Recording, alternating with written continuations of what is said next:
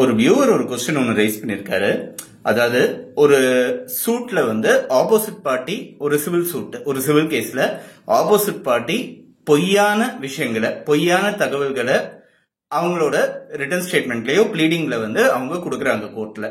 So அவங்க மேல பெர்ஜுரின்னு சொல்லக்கூடிய செக்ஷன் 340 சிஆர்பிசில இருக்கக்கூடிய கோர்ட்டுக்கு பொய்யான சாட்சிகளை கொடுத்து திசை திருப்புற குற்றத்துக்காக அவங்க மேல நடவடிக்கை எடுக்க முடியுமா அப்படின்றத பத்தி கேட்டிருக்காரு.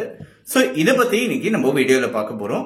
கிரிமினல் ப்ரொசீஜர் கோட்ல செக்ஷன் 340 வந்து சிவில் கேசஸ்ல அப்ளிகபிலிட்டி இருக்கா, அதே மாதிரி ஒருத்தர் பொய்யான தகவலை வந்து கோர்ட்ல கொடுத்திருக்காருன்னா அவர் மேல என்ன மாதிரி நடவடிக்கை எடுக்கிறதுன்றது சம்பந்தமா அலகாபாத் ஹைகோர்ட்ல கொடுத்த ஒரு ஜட்மெண்ட்டை பத்தி நம்ம இன்னைக்கு வீடியோல நம்ம பார்க்க போறோம்.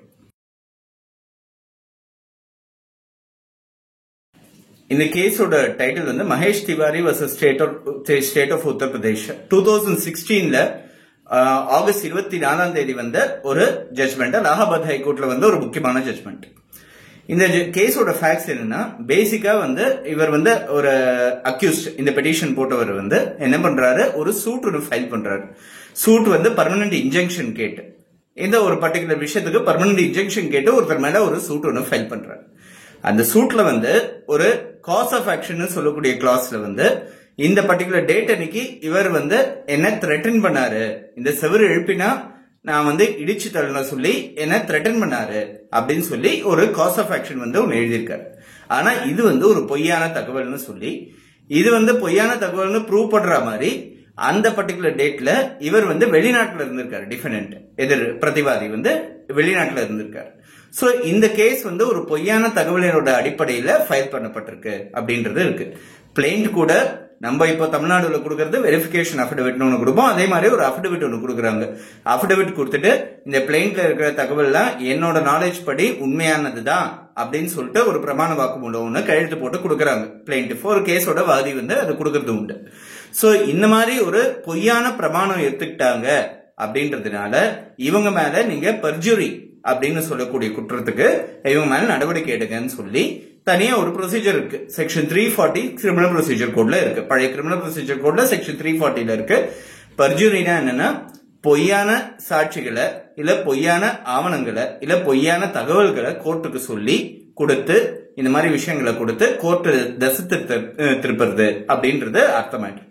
சோ இந்த பர்டிகுலர் அஃபென்ஸுக்காக அவங்க மேல ஆக்ஷன் எடுங்க அப்படின்னு சொல்லி செக்ஷன் 340 கிரிமினல் ப்ரொசீஜர் கோடு கீழ சிவில் கோர்ட்ல வந்து ஒரு அப்ளிகேஷன் ஃபைல் பண்றாங்க. கிரிமினல் ப்ரொசீஜர் கோட் வந்து சிவில் கோர்ட்ல அப்ளிகபிளா ஆகாதுன்றது கணக்கு கிடையாது. ப்ரொசீஜர் வந்து கிரிமினல், அதாவது அந்த என்ஸை வந்து மீட் பண்றது வந்து கிரிமினல், அதாவது பொய்யான சாட்சிகள் கொடுக்கறது வந்து ஒரு கிரிமினல் குற்றம். ஆனா இது சிவில் கோர்ட்ல கொடுத்தாலும் சரி அது கிரிமினல் குற்றம் தான்றதுனால சிவில் ப்ரொசீஜர் கோட்ல இதுக்கு தனியா ப்ரொசீஜர் வேணும்ன்றது அவசியம் கிடையாது. செக்ஷன் 340 வந்து சிவில் கேசஸ்க்கும் அப்ளிகபிளா இருக்கும், ஒரு சில கேசஸ்ல இருக்கும். அதை பத்தி நம்ம பார்ப்போம், என்ன மாதிரி கேசஸ்ல இந்த கேஸ் பார்த்துட்டு இருக்கோம். சோ இந்த மாதிரி ஒரு அப்ளிகேஷன் கொடுக்கறாரு. கோர்ட் என்ன பண்றது, இந்த அப்ளிகேஷன் ரிஜெக்ட் பண்றது. கோர்ட் என்ன சொல்றாங்கன்னா, இந்த அஃபிடவிட்டை வந்து அவங்க பிளைண்டோட சேர்த்து ஃபைல் பண்ணிருக்காங்க. இந்த பிளைண்டோட சேர்த்து ஃபைல் பண்ண இந்த அஃபிடவிட்டை கோர்ட் முன்னாடி பிரமாணமா அவங்க கொடுக்கல. கோர்ட்ல வந்து ஒரு ப்ரூஃப் அஃபிடவிட் ஃபைல் பண்றோம்னு வச்சுக்கோங்க. அந்த டேட் அன்னைக்கே ப்ரூஃப் அஃபிடவிட் முடிஞ்ச உடனே, அந்த மார்க்கிங் ஆஃப் டாக்குமெண்ட்ஸ் முடிஞ்ச உடனே கோர்ட் வந்து ஒரு டெபோசிஷன் ஒன்று கொடுத்து அதுல வந்து இவங்களோட கையெழுத்து வாங்கிப்பாங்க. இது கோர்ட் மூலமா வந்த பிரமாணம் வந்து ரெண்டாவது. ப்ரூஃப் அஃபிடவிட் வந்து கோர்ட்டுக்கு சப்மிட் பண்ற பிரமாணம் ஒன்று. அதாவது ஒரு அஃபிடவிட் வந்து கோர்ட்டுக்கு சப்மிட் பண்ணும்போது அது கோர்ட்டுக்கு வெளியில தான் அந்த பிரமாணத்தை எடுத்துக்கிட்டாங்கன்றது தெரிஞ்சிருச்சு. அதனால இந்த கேஸோட ஒரு பகுதியா இந்த பிரமாணத்தை அவங்க எடுத்த மாதிரி தெரியல. அதனால இந்த கோர்ட்டுக்கு வெளியில தான் இந்த பிரமாண வாக்குமூலத்தை எடுத்துட்டாருன்றதுனால இதுக்கு வந்து செக்ஷன் 340 சிஆர்பிசி வந்து அப்ளிகபிளா இருக்காது, எங்களால எடுக்க முடியாது இந்த கேஸ அப்படின்னு சொல்லி சிவில் கோர்ட் வந்து அந்த கேஸை ரிஜெக்ட் பண்ணிட்டாங்க. சோ இந்த ரிஜெக்ஷன் பேஸ் பண்ணி அவர் அப்பீல் போல இவர் என்ன பண்றாரு, தனியா ஒரு மேஜிஸ்ட்ரேட் கிட்ட ஒரு பிரைவேட் கம்ப்ளைண்ட் ஒன்னு ஃபைல் பண்றாரு. செக்ஷன் 200 கிரிமினல் ப்ரொசீஜர் கூட பிரைவேட் கம்ப்ளைண்ட் ஃபைல் பண்றதுக்கு தனியா ப்ரொசீஜர் இருக்கு. போலீஸ் ஸ்டேஷன்ல கம்ப்ளைண்ட் கொடுக்க முடியாத ஒரு சில அஃபென்ஸுக்கு நேரடியா மேஜிஸ்ட்ரேட் கிட்ட போய் ஒரு கம்ப்ளைண்ட் ஒன்னு கொடுக்கறதுன்ற ப்ரொசீஜர் இருக்கு. சோ ஒரு பிரைவேட் கம்ப்ளைண்ட் வந்து மேஜிஸ்ட்ரேட் கிட்ட ஃபைல் பண்றாரு.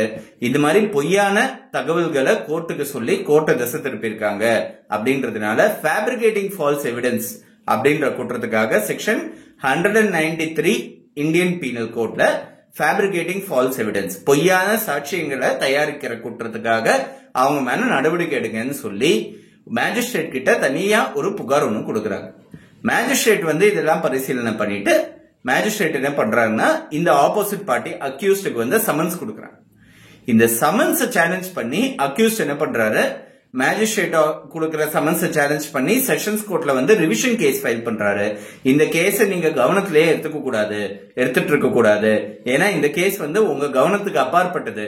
சிவில் கோர்ட்டோட பர்மிஷனோட தான் மேஜிஸ்ட்ரேட் கிட்ட இந்த கேஸ கவனத்துக்கு எடுத்துட்டு இருக்கணுமே தவிர்த்து நேரடியா நீங்க கவனத்துக்கு எடுக்கிறது வந்து அந்த கேஸோட ரிசல்ட்ல குறுக்கிடுற விதமா ஆயிடும் அப்படின்னு சொல்லி அவர் வந்து ஒரு ரிவிஷன் கேஸ் ஒன்னு ஃபைல் பண்றாரு ஹைகோர்ட்ல, செஷன்ஸ் கோர்ட்ல. ஆனா அந்த ரிவிஷன் கேஸ் வந்து தள்ளுபடி ஆயிடுறது. ஹைகோர்ட்டுக்கு வந்து இந்த கேஸ் எடுத்துட்டு வராங்க. அலகாபாத் ஹைகோர்ட் முன்னாடி இந்த கேஸ் வந்திருக்கு. இவர் ஹைகோர்ட்ல வந்து 3 கண்டென்ஷன்ஸ் வைக்கிறாரு. அதாவது அக்யூஸ்ட் சைட்ல இருந்து 3 கண்டென்ஷன்ஸ் வைக்கிறாரு. முதல்ல 340 கீழே ஒரு பெட்டிஷன் ஒன்னு போட்டீங்க. கிரிமினல் ப்ரொசீஜர் கோட் செக்ஷன் 340 கீழே சிவில் நீதிமன்றத்துல ஒரு பெட்டிஷன் ஒன்னு போட்டீங்க. அந்த பெட்டிஷன் ரிஜெக்ட் பண்ணப்பட்டிருக்கு. சோ அது மேல தானே நீங்க அப்பீல் போகணும். அந்த அப்பீல் போகாம நீங்க தனியா ஒரு பிரைவேட் கம்ப்ளைண்ட் ஒன்று ஃபைல் பண்றது எந்த விதத்துல நியாயம்னு கேட்கிறாரு. அது ஒண்ணு. ரெண்டாவது, ஒரு எவிடன்ஸ் ஃபேப்ரிகேட் பண்ணாதான் அவங்க மேல ஒரு கேஸ் ஒன்னு கொடுக்க முடியும். செக்ஷன் 193 ஐபிசில அவர் மேல கேஸ் கொடுக்க முடியும்.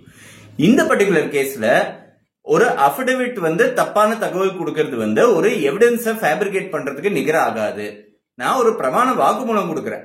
சோ அந்த வாக்குமூலத்தை கொடுத்து அதுல தப்பான தகவல் கொடுக்கறது வந்து ஒரு அஃபிடவிட்டை வந்து ஸ்வேர் பண்ணி கொடுக்கறது வந்து ஒரு தனியா ஒரு சாட்சியத்தை தயாரிக்கிறதுக்கான கணக்கு ஆகாது அப்படின்னு சொல்லி ரெண்டாவது கண்டென்ஷன் இருக்கு. அதனால இந்த கேஸ் செல்லுபடி ஆகாதுன்னு சொல்லி சொல்றாங்க.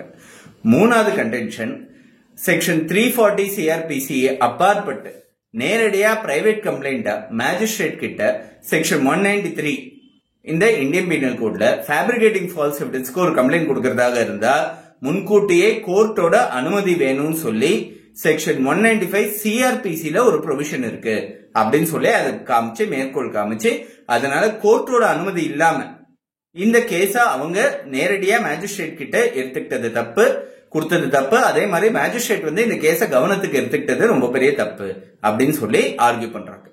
சோ ஹைகோர்ட்ல இவங்க வைக்கிற இந்த 3 கண்டென்ஷன்ஸ் இருக்கு. இவங்க சைட்ல இருந்து, அதாவது இந்த கம்ப்ளைண்ட் கொடுத்தவங்க சைட்ல இருந்து வைக்கிற மெயினான கண்டென்ஷன் ஒண்ணுதான், பொய்யான தகவல்.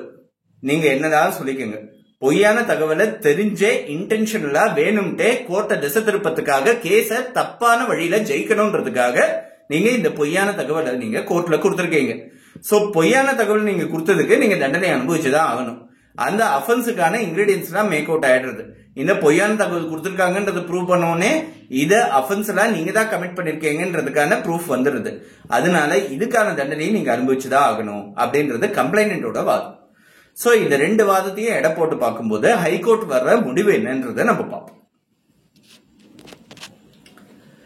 ரஞ்சித் சிங் வர்சஸ் ஸ்டேட் அப்படின்னு ஒரு கேஸ்ல ஒரு ஆட்குளர் மனு, ஹெபியஸ் கார்பஸ் பெட்டிஷன். இந்த ஹெபியஸ் கார்பஸ் பெட்டிஷன் என்ன ஆயிடுறது, ஒருத்தரை வந்து அரெஸ்ட் பண்ணிட்டாங்க, போலீஸ் தப்பான முறையில அரெஸ்ட் பண்ணிட்டாங்கன்னு சொல்லி ஹெபியஸ் கார்பஸ் போடுறாங்க. போலீஸ் வந்து அது பதிலுக்கு ஒரு அஃபிடவிட் கொடுக்கறாரு. அந்த இன்ஸ்பெக்டர் என்னன்னா, நான் அரெஸ்ட் பண்ணலன்னு ஒரு அஃபிடவிட் கொடுக்கறாரு. இது பொய்யான தகவல்.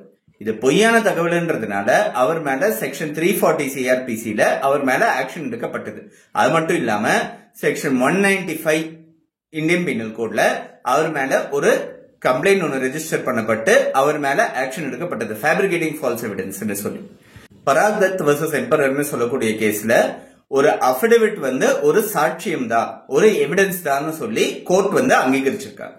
சோ இந்த மாதிரிலாம் அங்கீகாரம் இருக்கு. சோ இந்த பக்கம் இந்த கேசஸ்ல ப்ரீவியஸ்லி டிசைடட் கேசஸ் பார்த்தோம்னா இவங்களுக்கு சாதகமா இருக்கிற மாதிரி தான் இருக்கு. அதாவது கம்ப்ளைண்ட் கொடுத்த நபருக்கு சாதகமா இருக்கிற மாதிரி தான் இருக்கு. ஆனா கிரிமினல் ப்ரொசீஜர் கோட்ல எக்ஸ்பிரஸா ஒரு ப்ரொவிஷன் இருக்கு. ஒரு ஃபேப்ரிகேட்டிங் ஃபால்ஸ் எவிடன்ஸ் கீழே ஒரு கம்ப்ளைண்ட் ஒன்று நடத்தணும்னா, ஒரு எவிடன்ஸ் ஒரு கேஸ் ஒன்று நடத்தணும், செக்ஷன் 193 சிஆர்பிசில ஒரு கேஸ் ஒன்று நடத்தணும் அப்படின்றது இருந்ததுன்னா prior permission from the court. எந்த கோர்ட் முன்னாடி இந்த எவிடன்ஸ் ஃபேப்ரிகேட் பண்ணப்பட்டதோ அந்த கோர்ட்டோட கம்ப்ளைண்டின் பேர்ல தான் இந்த கேஸை நடத்த முடியுமே தவிர்த்து தனிச்சையா ஒருத்தரால ஒரு கம்ப்ளைண்ட் கொடுக்க முடியாதுன்னு சொல்லி இருக்கு. ஏன்னா இது வந்து 2 கேஸ ஒரே விஷயத்துக்கு நடத்துற மாதிரி ஒரு கணக்காயிடும். அதாவது இந்த அவர் கொடுத்த தகவல் பொய்ன்னு ப்ரூவ் பண்றது இந்த கோர்ட் முன்னாடி நம்மளோட வேலை. அதே மாதிரி அவர் கொடுத்த தகவல் பொய்னு ப்ரூவ் பண்றது இன்னொரு கோர்ட் முன்னாடியும் ஒரு வேலையாயிட போறது. அதே மாதிரி ரெண்டு கோர்ட்ல ஒரே விஷயம் நிலுவையில் இருக்கிறது சரி கிடையாது, சரியான முன்னுதாரணத்தை கொடுக்காது அப்படின்னு சொல்லி இருக்கு. ஹைகோர்ட் அப்சர்வ் பண்ணிருக்காங்க. அதுக்கும் மேல கேஸ் கன்க்ளூட் ஆனதுக்கு அப்புறம் அந்த ரிட்டன் ஸ்டேட்மெண்ட்ல அவர் பொய்யான தகவல் கொடுத்திருக்காரு, அபிடவிட்ல அவர் பொய்யான தகவல் கொடுத்திருக்காருன்னா அவர் மேல என்ன வேணாலும் ஆக்ஷன் எடுங்க. இந்தியன் பீனல் கோட்ல இருக்கிற அந்த ப்ரொவிஷனை யூஸ் பண்ணி அவர் மேல ஆக்ஷன் எடுக்கலாம், தப்பு கிடையாது. ஆனா கேஸ் முடிவாகிறதுக்கு முன்னாடியே, கேஸ் நிலுவையில் இருக்கும் போதே அவர் மேல ஒரு ரிட்டன் ஸ்டேட்மெண்ட்லயோ இல்ல பிளெயின்லயோ இல்ல அபிடவிட்லயோ பொய்யான தகவல் கொடுத்திருக்காருன்றதுனால அவர் மேல ஒரு நடவடிக்கை எடுக்கணும்னா அந்த கோர்ட்டோட பர்மிஷனோட தான் வேணும் அப்படின்றத எடுக்க முடியும் அப்படின்றது இருக்கு. அதனால செக்ஷன் 340 கீழே அப்ளிகேஷன் ஃபைல் பண்ணி கோர்ட் பர்மிஷன் கொடுக்கிற அடிப்படையில ஒருத்தர் மேல பொய்யான தகவல் கொடுத்தாருன்றதுனால அவர் மேல கேஸ் நடத்தலாமே தவிர்த்து சும்மா எல்லா கேசஸ்லயும் டைரக்டா நடத்த முடியாது. அதே மாதிரி தனிச்சையா ஒரு கம்ப்ளைண்டும் கொடுக்க முடியாது அப்படின்றது தெரிஞ்சுக்க வேண்டியது. இந்த அலகாபாத் ஹைகோர்ட் ஜட்மெண்ட் முக்கியமான ஜட்மெண்ட், பெர்ஜுரி கேசஸ்ல ரொம்ப ஒரு முக்கியமான ஜட்மெண்டா இருக்கு.